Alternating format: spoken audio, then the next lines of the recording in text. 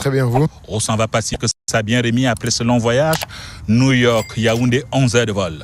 Ouais, c'était un peu long, mais voilà, je suis très content d'arriver. J'ai pris mes marques ici, je viens d'arriver, donc j'ai passé une belle journée. Donc là maintenant c'est le soir, on va aller manger et on va se reposer tranquillement pour une grande journée demain.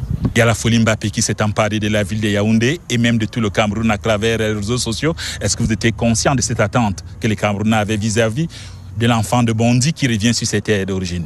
Un peu, mais c'est sûr qu'on est toujours surpris, agréablement surpris, que dès l'aéroport, dès que je descends de l'avion, voilà, tous ces gens sont là pour me gratifier leur amour et leur affection. C'est toujours un plaisir de revenir ici.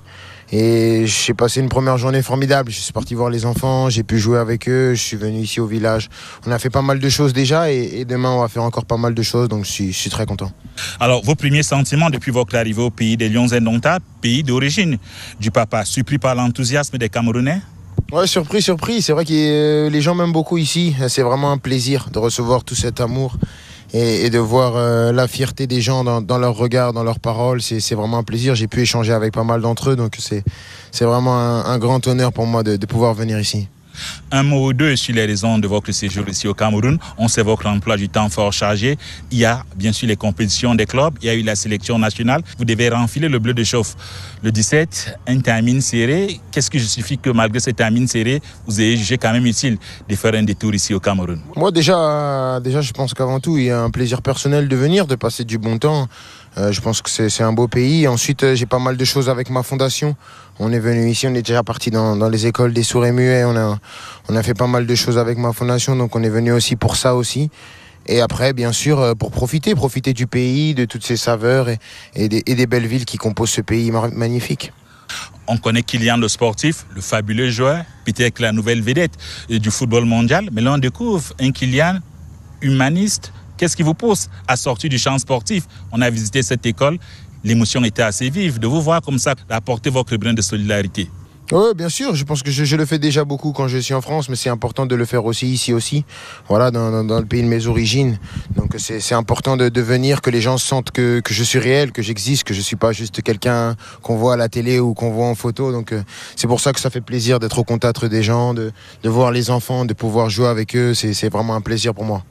Alors Kylian, vous êtes capitaine de l'équipe de France, récent capitaine de l'équipe de France depuis la sortie de Loris, et beaucoup de Camerounais se mettent à rêver, à imaginer d'un Cameroun-France ici au Cameroun, pas en comptant bien sûr sur vos contre-gens.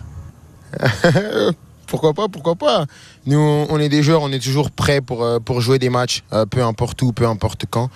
Jouer contre le Cameroun aussi, c'est une grande nation du football, au niveau africain, même au niveau mondial. C'est une nation qui est respectée. Donc, après, c'est pas moi qui organise les matchs, mais je pense que ça pourrait être une belle possibilité. En tout cas, si le match amené à s'organiser, moi je serai là et je serai prêt à jouer et à prendre beaucoup de plaisir. Last but not least, Antoine ne m'avouera pas tout comme la maman. On avait prévu 3 questions, mais une dernière question, on va parler de votre trajectoire.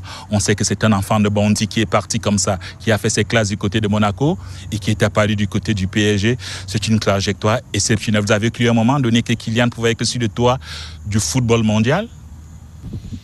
Je rêve, j'ai toujours rêvé, je continue à rêver et je rêverai toute ma vie parce que c'est gratuit et personne ne peut vous empêcher, mais c'est sûr que j'aurais jamais imaginé devenir ça aussitôt, aussi vite.